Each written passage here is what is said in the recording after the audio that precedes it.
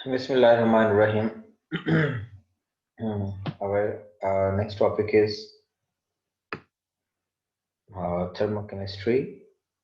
यहाँ पे आज हमने इसको डिस्कस करना है। फिजिकल का बड़ा इम्पोर्टेंट टॉपिक है और इस थर्मोकेमिस्ट्री में हमने उसकी बेसिक्स पे बात करनी है और उसके साथ साथ उसमें मुख्तलिफ लॉज अप्लाई होते हैं वो हमने डिस्कस करना है।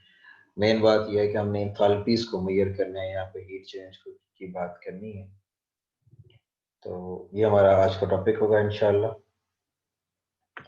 देखें, अगर हम थर्मोकेमिस्ट्री की डिटेल में आते हैं, actually that is physical chemistry, and in physical chemistry that is the branch of chemistry deals with study of change in heat, change in temperature, that is called thermochemistry.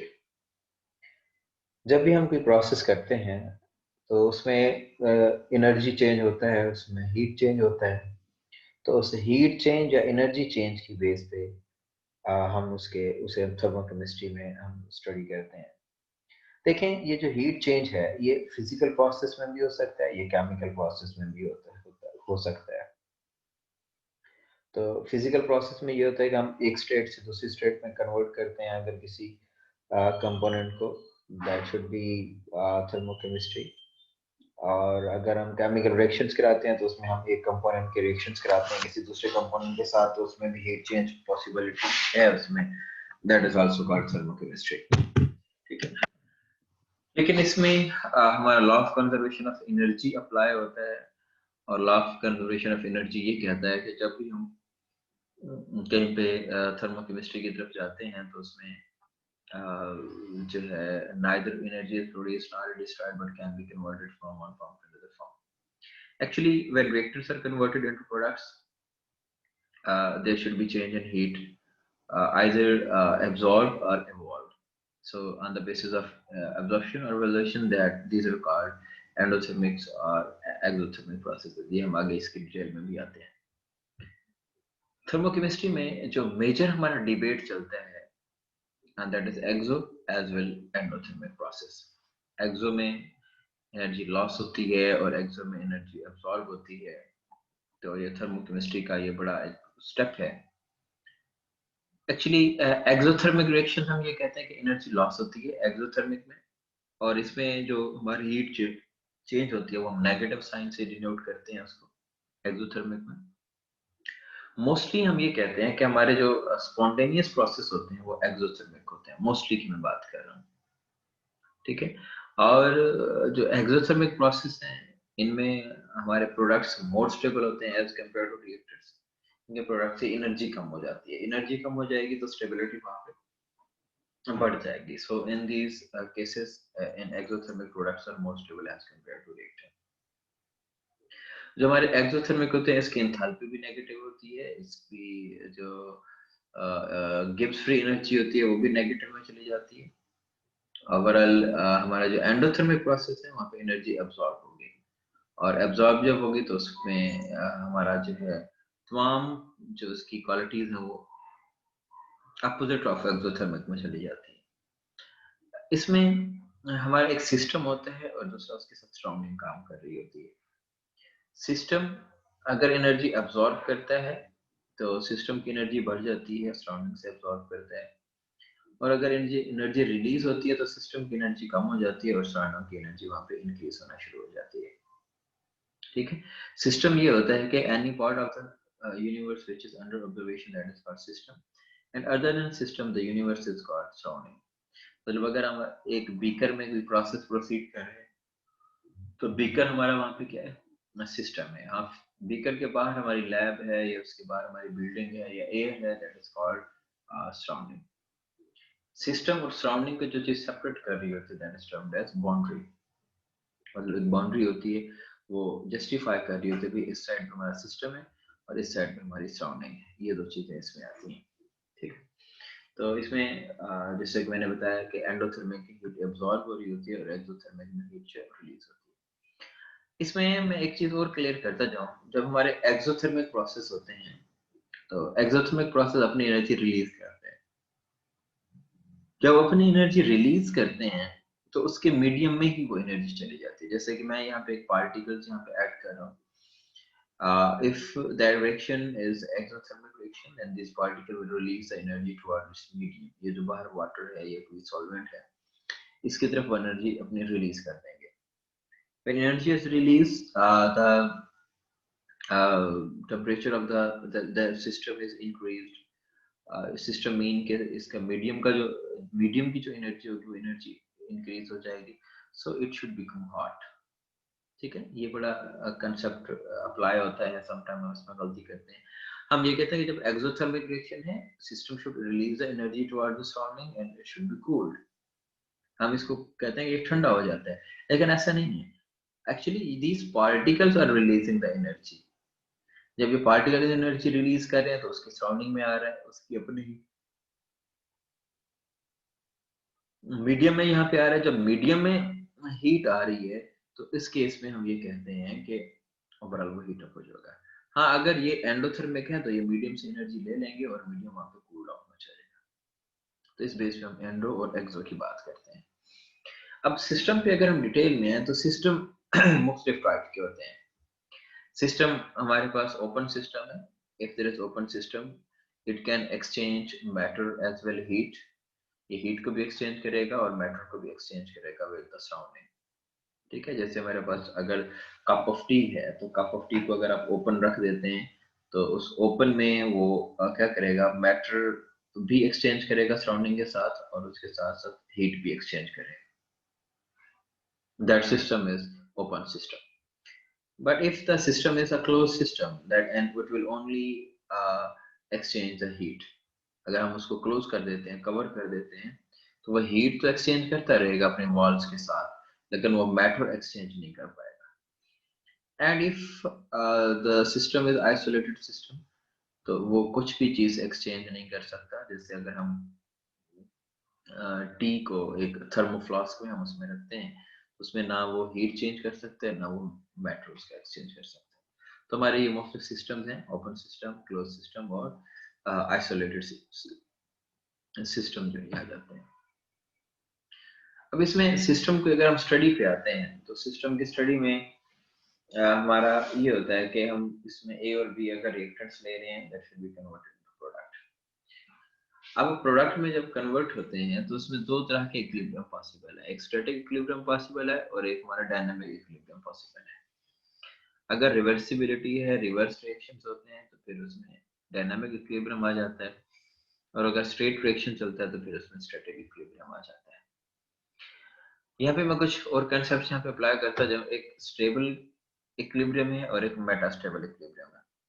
ठीक है, actually जो हमारा lowest energy state होती है जहाँ पे, तो उस वक्त अगर हमारी स्टेबिलिटी आ जाती है, जैसे कि ये लोएस्ट स्टेट एनर्जी स्टेट है, ये एनर्जी लेवल्स को यहाँ पर रिप्रेजेंट किया जा रहा है, that is stable state, that is the lowest energy state, stable equilibrium. यहाँ पे भी स्टेबिलिटी मौजूद है, ये भी स्टेबिलिटी है, यहाँ पे भी हमारे कंपोनेंट स्टेबल है, but it's not a lowest energy state. इससे लोएस्ट एनर्जी स्टेट यहाँ पे मौजूद है। तो इस बेस पे हम इस स्टेट को कहते हैं that is metastable equilibrium. Metastable equilibrium कहते हैं कि स्टेबिलिटी तो होती है बट नॉट हाईली स्टेबल। ठीक है, हाई एनर्जी होने की वजह से इसकी स्टेबिलिटी यहाँ पे कम हो सकती है। तो ये हमारे सिस्टम्स की ओवरऑल स्टेबिलिटी आ जाती है। और इसके साथ साथ हम एनर्जी की तरफ भी आते हैं, मैं वर्क की तरफ भी आता हूँ, मैं फिर फर्स्ट ऑफ थर्मोडायनामिक्स की तरफ भी आता हूँ। तो energy, actually energy is the capacity to work और supply heat. Energy has no mass और वॉल्यूम। एनर्जी पोटेंशियल जो है that can be stored in the chemicals. ठीक है, ये मुख्तलिफ टर्म्स है एनर्जी की। और हीट जो हम यहाँ पे टर्म यूज करते हैं, that is a form of energy that always flow from warmer body to the cooler body, and it is represented by Q। Q से हम इसको रिप्रेजेंट करते हैं। In if heat is transferred in, if heat is transferred in, it is endothermic, then it is represented as positive sign, and if it will transfer out, that is exothermic, that is represented with negative sign। W अगर ये system work कर रहा होता है that should B negative, और system पे work हो रहा है दैट शुड बी पॉजिटिव। ये बड़ी इंटरेस्टिंग यहाँ पे इस वक्त स्केच जो मौजूद है, इसमें हम ये कहते हैं कि अगर सिस्टम काम करेगा, अगर सिस्टम हमारा काम करेगा, दैट्स अ सिस्टम। ये जो दरमियान में मौजूद है, that's a system. If system will work, that work should be taken as a negative sign. System will work, that should be negative sign. And if surrounding works on system, that should be with positive sign. अब ये जो हमने work negative sign से यहाँ पे represent किया हुआ है, actually that work is done by the system and on the surrounding, so it should be taken as a negative. That work is done on the system but by the surrounding. The by the surrounding on the system आएगा, it should be represented with positive sign. ठीक है, ये फर्क है। अब यहाँ पे interesting चीजें ये होती हैं कि सम टाइम वो ये कहता है कि हमने हीट एब्जॉर्ब की, एब्जॉर्ब करे, हमने हीट प्रोवाइड की। ठीक है, जब हमने हीट प्रोवाइड की और उसने वर्क किया, सिस्टम ने वर्क किया, अब Q पॉजिटिव होगा और वर्क क्या होगा, वहां पे नेगेटिव होगा। ठीक है, ये जरा सोचिएगा, जरा गौर कीजिएगा, ये एमसीक्यू बन सकते हैं। अगर हमने हीट प्रोवाइड की और सिस्टम ने वर्क किया, then Q is positive and W is negative. और अगर हमने हीट प्रोवाइड की और सिस्टम के ऊपर वर्क हुआ, सिस्टम के ऊपर वर्क हुआ, then Q is positive and W is also positive. और अगर एनर्जी रिलीज हो गई, देन शुड बी नेगेटिव। ये चार पॉसिबिलिटीज हैं। That positive sign represent endothermic, that negative sign exothermic, this negative sign that work is done by the system and this positive sign work is done on the system. अब physics जब हम study करते हैं, physics में हम ये कहते हैं कि work done by the system is positive. Chemistry में हम ये कहते हैं कि work done by the system is negative.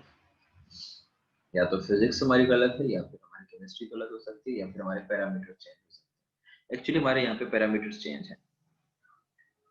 Physics ये कहती है मैकेनिकल वर्क पे काम करती है, मैकेनिकल थिंग्स पे, मैकेनिक्स है फिजिक्स। वो ये कहती है कि if system is working that is positive, if system is working. Chemistry में हम मैकेनिकल सिस्टम्स पे नहीं चलते, हम यहाँ पे चलते हैं इंटरनल एनर्जी पे। If internal energy is increased, work is positive. If internal energy is decreased, work is negative. अब जब भी सिस्टम काम करेगा, वो अपने इंटरनल एनर्जी तो लो करेगा। जब अपनी इंटरनल एनर्जी लो करेगा, so that is done, that is considered as a negative. जब सिस्टम पे हम काम करेंगे, तो अब इस सिस्टम पे काम होगा तो इंटरनल एनर्जी उसकी बढ़ेगी। जब इंटरनल एनर्जी बढ़ेगी, that should be taken as a with positive sign. ये असल में हमारा पैरामीटर ही डिफरेंट होता है। हम इंटरनल एनर्जी पे चल रहे होते हैं और फिजिक्स जो वो मैकेनिकल वर्क पे चल रही होती है। हीट के अगर हम आते हैं, तो हीट की यूनिट्स जो हैं वो कैलोरीज भी हैं। कैलोरीज में इसको हम स्टडी करते हैं। और 1 कैलोरी, ये बड़ा इंपॉर्टेंट पॉइंट है, 1 calorie is equal to 4.184 joules. 4.184 joule, 1 calorie is equal to this one. ठीक है, 1 कैलोरी, इतने कैलोरी, और किलो कैलोरी भी हम उसको कहते हैं। और किलो कैलोरी अगर हम देखेंगे तो हम 3 डिजिट्स का आगे चले जाएंगे, 4184 जॉल्स के बराबर हो जाएगा। ये वैल्यूज हैं जो सम टाइम एमसीक्यूज में आ सकती हैं। अब कैलोरीज को जॉल में कैसे कन्वर्ट करना है, तो हम 1 कैलोरी को हम कहते हैं कि वो 4.18 जॉल्स है। ये जरा देखें, 1 कैलोरी। तो अगर हमारे पास ये 444 कैलोरीज हैं, हम उसे 4.184 से मल्टीप्लाई करें। और अगर हमारे पास जॉल्स हैं, उसको कैलोरी में कन्वर्ट करना है, तो हम उसे 4.184 से डिवाइड कर देंगे। ठीक है, इस तरह हम कन्वर्ट कर सकते हैं। ये भी एमसीक्यूज का क्वेश्चन है। जैसे कि यहाँ पे मेंशन किया हुआ है, हमने इसको मल्टीप्लाई कर दिया और यहाँ पे हमारी कन्वर्जन हुई कि हमने इसे डिवाइड कर दिया 4.184 से। तो इससे हम एक यूनिट को दूसरी यूनिट में कन्वर्ट कर सकते हैं। और जैसे कि ये भी एक कन्वर्जेंस बताई हुई है कि इसका इतना पीस है और इसकी इतनी एनर्जी है, the calories to these atoms could use. तो उसमें जो कार की यहाँ पे बताई हुई है, दैट इज 88, और मोस्टली कंपोनेंट्स की यहाँ पे कैलोरीज में मोस्टली फॉर्म्स में बताई हुई हैं। एक टर्म हम यूज करते हैं हीट कैपेसिटी और एक टर्म यूज की जाती है स्पेसिफिक हीट। जो हमारी हीट कैपेसिटी है that is the heat change but at पर केल्विन के एतबार से जो हीट चेंज होगी दैट इज हीट कैपेसिटी। और एक स्पेसिफिक हीट हम लेते हैं, स्पेसिफिक हीट हम ये कहते हैं that is also heat change but with 1 gram of the substance and 1 kelvin change in temperature. मतलब हम स्पेसिफिक हीट पढ़ते हैं पर मोल, पर ग्राम्स एंड पर kelvin and heat capacity is only पर केल्विन। ठीक है, हीट कैपेसिटी में हम कम पर केल्विन के हिसाब से चलते हैं और स्पेसिफिक हीट में हम पर ग्राम्स और पर केल्विन, मतलब वहां पे ग्राम्स की शर्त आ जाती है। मैं आगे इसको भी डिस्कस करता हूँ। तो हीट कैपेसिटी ये मुख्तलिफ कंपोनेंट की डिफरेंट है, ये स्पेसिफिक हीट आ गई। देखें स्पेसिफिक हीट वो ये कहती है specific heat of the substance is the amount of heat it takes to raise the temperature of 1 gram of the substance by 1 Celsius. मतलब 1 ग्राम सब्सटेंस होनी चाहिए और उसका 1 सेल्सियस टेम्परेचर हमें इंक्रीज करना चाहिए। That should be specific heat but not heat capacity. Heat को जब हम मेजर करते हैं, heat is measured with mass, specific heat and change in temperature। ठीक है, Q is equal to mc delta T। इससे हम इजीली अपने एंथैल्पी ऑफ द रिएक्शन जो हम डिटरमाइन कर सकते हैं। अब इसकी मेजरिंग में आगे मैं कैलकुलेशंस पे भी आता हूँ। Calorimetry actually that is a phenomena for the measurement of the heat change। Calorimeter हम ये कहते हैं कि that is an instrument used for the measurement and the enthalpy is the heat content of the system at constant pressures। ठीक है, और enthalpy को हम रिप्रेजेंट कर रहे होते हैं कैपिटल H से and that H is the enthalpy of the reaction। इस बेस पे उसकी किसी भी रिएक्टर से प्रोडक्ट को रिएक्टर हम उसको मेजर करते हैं। कैलोरीमीटर पे आए तो डेल्टा H और that is Q mc delta T। Actually इसमें बॉम्ब कैलोरीमीटर भी हम लेके आते हैं और ग्लास कैलोरीमीटर भी हम लेके आते हैं। ग्लास कैलोरीमीटर हमारा एक मैनुअल सी टेक्निक होती है, हम उसको हाथ से भी परफॉर्म कर लेते हैं। But the bomb calorimeter contains the components with large enthalpy change। Means के लो इंथैल्पी चेंज होगा तो ग्लास कैलोरीमीटर अप्लाई हो जाएगा और हाई इंथैल्पी चेंज होगा तो हम बॉम्ब कैलोरीमीटर फिर अप्लाई करते हैं। ये कुछ साइन है हीट चेंज पर साइन कन्वर्जन, जैसे कि heat flows out system then the sign should be negative and flows in that should be positive। और पॉजिटिव होगा तो एंडोथर्मिक हमारा प्रोसेस होना है और एक्सोथर्मिक होगा अगर हमारा जो साइन जो नेगेटिव में चला जाएगा। ठीक है, इसके बाद हम आते हैं फर्स्ट लॉ ऑफ थर्मोडायनामिक्स क्या कहता है। फर्स्ट लॉ कहता है ये है कि energy neither be produced nor be destroyed but can be converted from one form to other form। that is first law of thermodynamics। ठीक हो गया। इसमें फर्स्ट लॉ ऑफ थर्मोडायनामिक्स में हमारे पास Q plus W, Q is the heat and W is the work of that system and work working। उसके बाद हम work of the first law of thermodynamics कहते हैं work is positive is if work is done on the system and work is negative and if work is done by the system।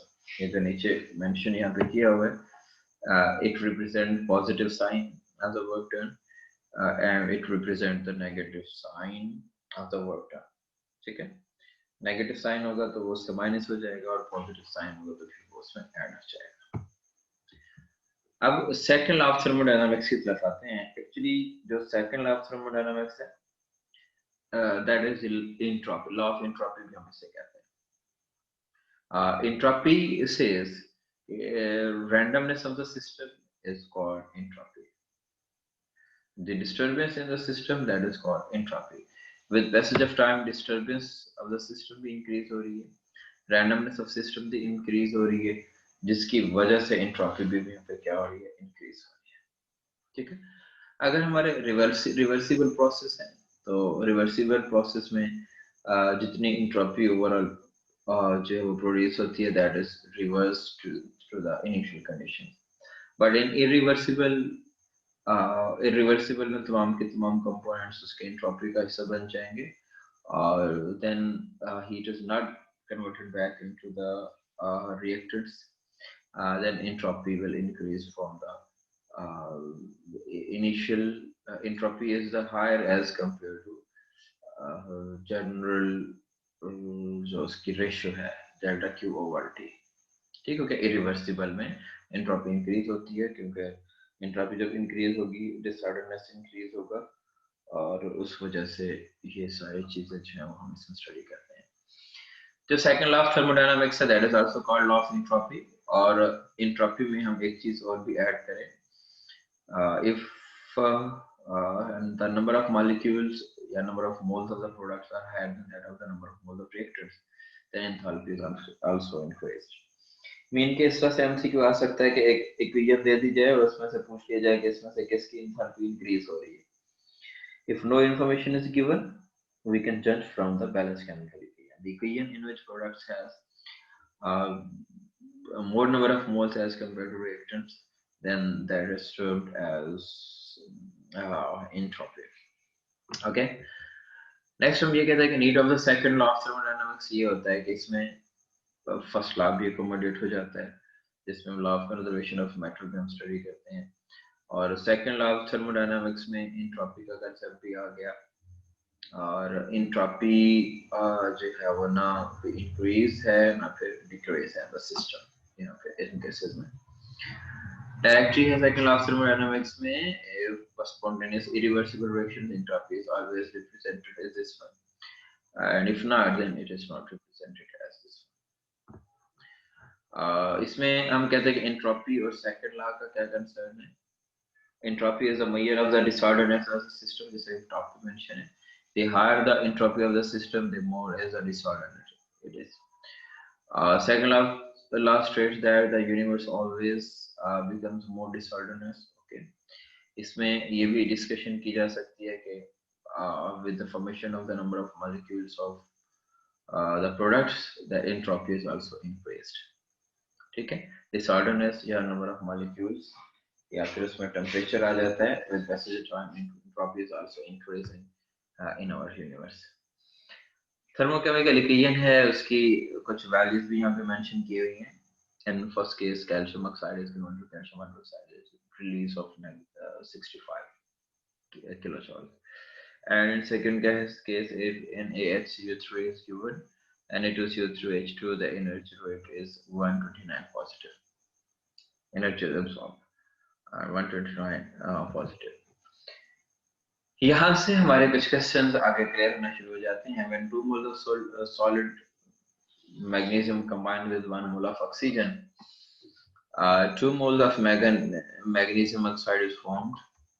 That is the representation over here कि हमारे पास Mg है और उससे MgO की formation हुई, the energy is 1204 kilojoules. That is the energy 1204, that is the energy.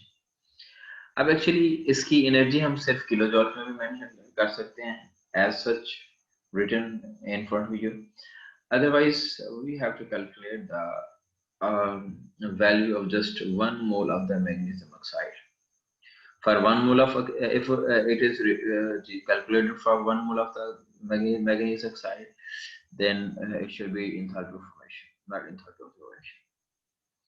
Next one हम ये कहते हैं कि अगर हमारे पास एथेनॉल है, इसकी ऑक्सीडेशन की जाती है 1368 किलोजूल इज रिक्वायर्ड। और क्वेश्चन ये है कि if we have just 12.5 grams of ethanol, 12.5 grams, and then we have to find the total energy change. देखें जो इक्वेशन यहाँ पे मेंशन की हुई है, इस इक्वेशन में हम 1 mole of the ethanol use कर रहे हैं और उससे हमारे पास इतनी एनर्जी रिलीज हो रही है।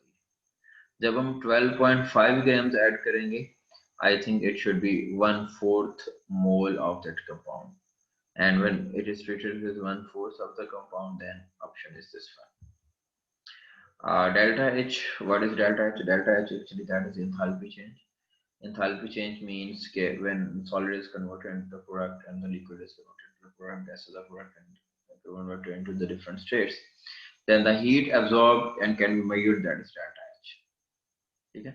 That is enthalpy, actually enthalpy of the reaction. And enthalpy of reaction can be measured at the standard temperature and pressure up to different conditions. And delta H, अगर मैं यहाँ पे इनकी डिटेल बताता जाऊँ, enthalpy of fusion होगी, enthalpy of solid should be free. Enthalpy of fusion and enthalpy of solid is free. इसमें delta H fusion, if solid is converted into liquid directly, then we have to convert that solid into liquid. Then delta H for vaporization and condensation. For vaporization process, energy is absorbed, but by condensation process, energy is released. So these are vice versa. These are oppositely charged. Vaporization ज़्यादा होगी तो condensation कम होगी, vaporization कम होगी तो condensation होगी ज़्यादा हो जाएगी. Actually, that is enthalpy of the reaction. Enthalpy of reaction में ये conversion भी एक यहाँ पे दी हुई है. और ओवरऑल स्केचेस का जो है वो ये गिवन है. इसमें हमें ये क्लियर होता है यहाँ पे हम सॉलिड को कन्वर्ट करते हैं, then that state represent highly stable state less energy, and we have to convert that into the final oxidation state and then into the products. ये ओवरऑल डिवीजन है. यहाँ पे वाटर होगा तो उसमें सॉलिड और लिक्विड होगा. Solid state and liquid state यहाँ पे अगर exist करेगा there should be gas, liquid and then converted into liquid. In next review लेते हैं. इस review में हम ये कहते हैं कि identify each enthalpy change by name and classification. Each change as exothermic or endothermic. First one is exothermic. Even we can say liquid is converted into gas, that should be endothermic. But in the second case, that liquid into solid, that's reverse. Gases into liquid, and solid into aqueous, then solid into liquid.